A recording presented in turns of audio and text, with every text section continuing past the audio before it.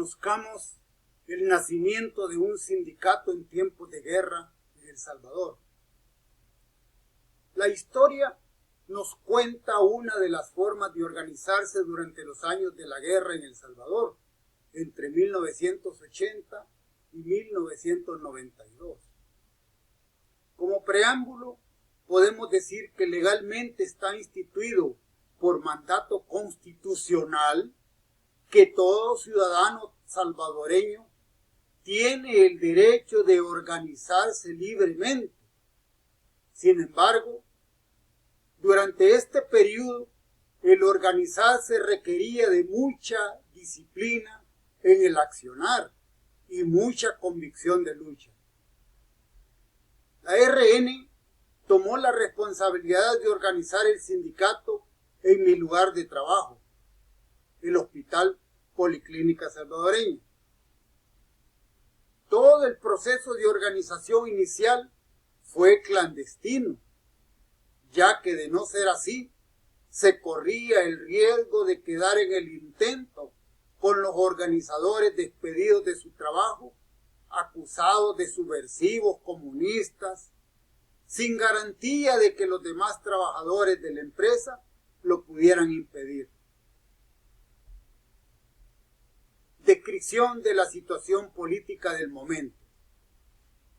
La represión hacia las organizaciones en esos años fue brutal.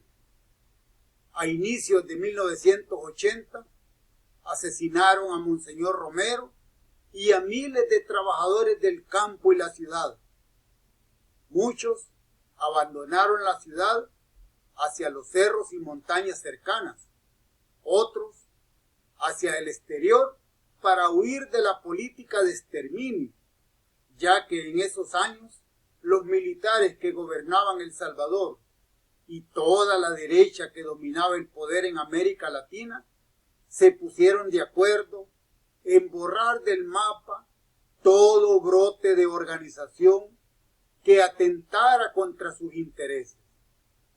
En El Salvador surgieron líderes de la derecha como el mayor de la Fuerza Armada, Roberto Dawison, que desarrollaron la misión de crear organizaciones paramilitares de control de la población como Orden y los Escuadrones de la Muerte, que operaban desde los cuerpos policiales y militares, como la Policía Nacional, la Policía de Hacienda, la Guardia Nacional, cuarteles de la Fuerza Armada como Cuartel El Zapote, San Carlos, y los cuarteles departamentales. Se considera que Dawison fue uno de los principales que asesinaron a Monseñor Óscar Arnulfo Romero. Paralelamente a la derecha militarista, también la población elevaba sus niveles de participación organizativa en los diferentes sectores, ya sea del campo y de la ciudad. Y junto a estas organizaciones surgía como brazo armado del pueblo una guerrilla que cada vez se hacía más fuerte, lo que provocaba más represión del gobierno hacia el pueblo organizado, como si el problema de la pobreza fuese de carácter político ideológico. En este ambiente de muerte y terrorismo de Estado, se inició el proceso de formación del Sindicato de Empresa Hospital Policlínica Salvadoreña. Sin miedo y con decisión se continuó con la selección y seguimiento organizativo. Primero, buscamos entre los trabajadores los más decididos que tenían un pensamiento de querer cambiar la situación de miseria e injusticia que sufría nuestro pueblo.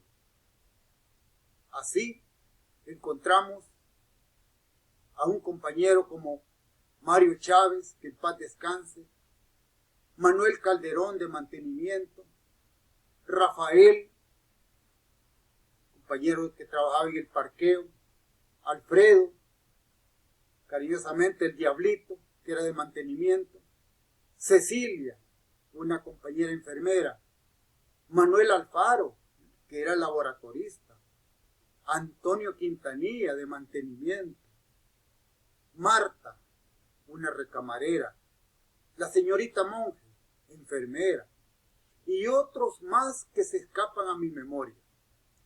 Todos ellos orientados por el responsable del partido RN, que en este caso recaía en mi persona. El seguimiento al proceso de organización sindical se hacía con atención personalizada, explicándoles con análisis de situación el porqué del estado de cosas en que vivíamos y trabajábamos. En este proceso de organización sindical se hacía un trabajo de concientización política para reclutar nuevos miembros para la organización política clandestina, la Resistencia Nacional, y así continuar haciendo más grande el grupo de trabajo organizativo, y así construir la base del sindicato, o sea, los trabajadores que asumirían participación en la formación de la junta directiva del sindicato a la hora de elegir en la Asamblea de Constitución. Los más avanzados iban formando células de trabajo y estudio político. Cada miembro de una célula asumía responsabilidades en la ejecución de tareas, todos trabajando para un mismo fin, que era la conformación del sindicato consecuente con el proceso de liberación del pueblo. Cada semana se llevaban a cabo reuniones para conocer los avances de las tareas en proceso, para hacer análisis políticos de la situación nacional y para asumir nuevas tareas. Cada grupo o célula no podía ser mayor de 5 compañeros para poder guardar las medidas de seguridad y no ser descubiertos en nuestro propósito organizativo. En una primera etapa organizativa se constituyeron 2 células, las cuales eran suficientes para concientizar a la mayoría de los trabajadores en la necesidad de constituir el sindicato. Se necesitaba contar con la afiliación de por lo menos el 50+1 de los trabajadores. Una vez rebasado este porcentaje, se elaboraron las invitaciones para participar en una Asamblea General de Trabajadores en la que se constituiría el sindicato eligiendo una junta directiva conformada por 11 cargos directivos, siendo 3 de ellos los que tenían la representación legal. Cada cargo en la junta directiva se discutía previamente en cada célula organizada, proponiendo en esa primera asamblea a Gerardo Díaz Enríquez como secretario general. Luego se presentaban las propuestas en la asamblea de elección y se ratificaban con una votación general. Esto garantizaba que la junta directiva estaría conformada por compañeros consecuentes con la RN. La mayoría de los trabajadores estaban conscientes que asumir un cargo directivo significaba grandes riesgos por la represión que se vivía. En la Asamblea de Constitución se discutió y se aprobó un pliego de peticiones que dio vida a la lucha reivindicativa de los trabajadores. Este pliego de peticiones o plataforma reivindicativa se elaboraba previamente a través del acercamiento uno a uno con los trabajadores. Para esta Asamblea de Constitución se elaboró el primer boletín informativo y la convocatoria a la Asamblea de Constitución. En este momento se notificaba a la empresa de la intención de formar el sindicato. El día de la Asamblea de Constitución se logró reunir a más del 70% de los trabajadores. Se terminaron de llenar las hojas de afiliación, se firmó el pliego de peticiones y se levantó un acta y se presentó la solicitud de constitución del sindicato al Ministerio de Trabajo. Los patronos no tuvieron la posibilidad de impugnar la constitución del sindicato, porque habíamos cumplido con todos los requisitos de la ley laboral que exigía. La solidaridad. Nuestra lucha se convertía en la lucha de todos, y la lucha de todos era nuestra lucha. Todos los sindicatos en los que la RN tenía influencia mostraron su beneplácito por la constitución de un nuevo sindicato y nos ofrecieron su apoyo.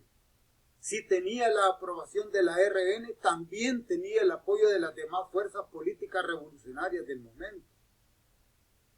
Las hojas de afiliación sindical y los primeros boletines informativos se elaboraron en los mimeógrafos del sindicato hermano del STIS, o sea, el Sindicato de Trabajadores del Seguro Social, con el apoyo de compañeros como Guillermo Rojas.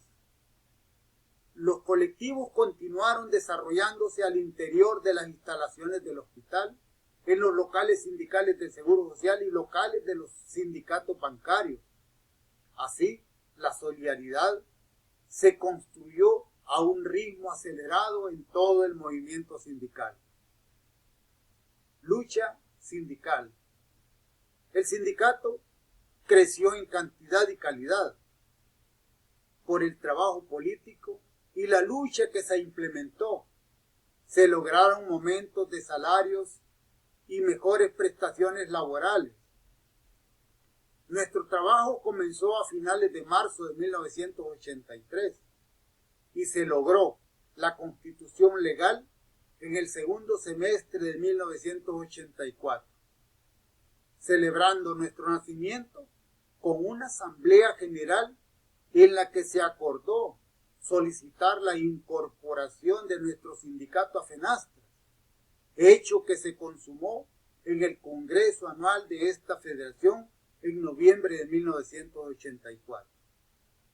El hospital contaba con más o menos 150 trabajadores y la afiliación cubrió más del 80% de los trabajadores. Durante los años de vida del sindicato podemos mencionar hechos relevantes como que enfrentamos a una patronal dirigida por Rodrigo Samayoa, un diputado del partido Arena, quien es el principal sospechoso de mandar a colocar una granada de mano en el portón trasero del edificio, con la intención de dañar al presidente de la empresa y luego culpar al sindicato por ser miembro de FENASTRAS. El haber impulsado una huelga de hambre como un acto de presión en la solución a los conflictos laborales de varios sindicatos miembros de FENASTRAS histórica, que se encontraban en huelga y con las negociaciones estancadas. La huelga de hambre se prolongó por 7 largos días y las negociaciones se desentramparon. Participaron de esta huelga de hambre nuestra compañera heroína Febe Elizabeth Velázquez, Manuel y el que escribe este relato, Gerardo Díaz Enrique, dentro de las instalaciones del hospital. Habernos enfrentado a uno de los abogados recalcitrantes de la derecha, como Doño Altamirano, que en paz descanse, quien representaba a las empresas donde FENASTRAS tenía sindicato, fue el único abogado que llegaba a la mesa de negociación con una escuadra calibre 45 y que antes de iniciar la reunión colocaba el arma en la mesa de negociación frente a los trabajadores en un acto de intimidación. Años después, el doctor Doño Altamirano murió de un infarto de plomo cuando le lustraban los zapatos en el Centro Judicial Isidro Menéndez. Se logró legalizar el trabajo que realizaban las señoras del departamento de lavandería, las cuales tenían más de 10 años de no aparecer en las planillas de la empresa, evadiendo así impuestos y prestaciones laborales. Se impulsó una cooperativa de alimentos básicos en el local sindical que funcionaba dentro de la empresa para beneficio de los trabajadores. Fue algo innovador en esa fecha. Impulsamos más de una huelga anual por nuestras reivindicaciones y más de 50 paros laborales en solidaridad con conflictos laborales de otros sindicatos. Durante nuestras huelgas laborales tomamos la administración de la empresa. Se continuó laborando con la atención de emergencia a los pacientes. Cabe mencionar que en un estado de huelga se atendió de emergencia a un agente de la Central de Inteligencia Americana, la CIA, baleado en las cercanías del hospital, agente de origen venezolano. En 2 ocasiones, el hospital fue asaltado por la guerrilla urbana de la RN para requisar medicamentos de mucha importancia para atender heridos. No hubieron incidentes que lamentar. Pasamos momentos difíciles por la falta de salarios durante la huelga y escasez de alimentos para mantener la gente en huelga, a tal grado que en una noche de luna, un cisne blanco que venía no sé de qué mansión y llegó al frente del hospital. Este fue capturado por los compañeros de la vigilancia nocturna y llevado a las instalaciones de la cocina del hospital, donde ocupó una de las ollas para que al día siguiente sirviera de alimento. Nadie supo de dónde provenía ese plato de lujo, sino hasta días después de haberlo comido. Después de ahí, se tomó la decisión de no capturar a otro cisne que apareciera merodeando por el edificio. También sufrimos por el devastador terremoto del 10 de octubre de 1986, el cual nos sacudió el edificio, nos hizo evacuar y poner a salvo a los pacientes hospitalizados. Yo recuerdo haber ayudado a salir a una niña que corría asustada por los pasillos del edificio. Días después me di cuenta que se trataba de Gloria Menjiva, hija de una trabajadora del hospital. Hoy, después de 36 años, nos recuerda con mucho cariño. Como anécdota, también nos viene a la memoria nuestro gran compañero Jaime Esteves, conocido como el Chiri, uno de los fundadores del grupo El Indio, quien un día antes del terremoto había sido intervenido quirúrgicamente por hemorroides, por lo que no podía movilizarse normalmente y trataba de caminar hacia afuera del edificio solo en bata y sin reparo. La atención médica y hospitalaria corrió sin pago alguno como un acto de solidaridad del sindicato y médicos amigos. Así como se atendieron pacientes de los cuerpos policiales, se atendieron dirigentes guerrilleros como Nidia Díaz y otros. En este hospital se atendió ya sin vida a Monseñor Óscar Arnulfo Romero el día de su asesinato. En la unidad, nuestro sindicato contribuyó a la unidad en la lucha, con la participación activa en la Coordinadora Sindical de los Trabajadores, CST, como el sector obrero organizado al interior de la Unidad Nacional de los Trabajadores Salvadoreños, UNTS, que era la máxima expresión de lucha. Nuestro sindicato fue pequeño, sin embargo, fuerte, gracias a la unidad activa de los sindicatos hermanos de FENASTRA, dirigidos por la ORN. Los patronos nos respetaban porque formábamos parte de FENASTRA y dimos nuestro aporte como organización solidaria y consecuente con las luchas organizadas dentro de la CST y UNTS. El fin del sindicato de empresa Hospital Policlínica Salvadoreña. La empresa se declaró en quiebra a raíz de los daños sufridos por la infraestructura del edificio durante el terremoto sufrido en 1986, el cual quedó inhabilitado para seguir funcionando en 100%.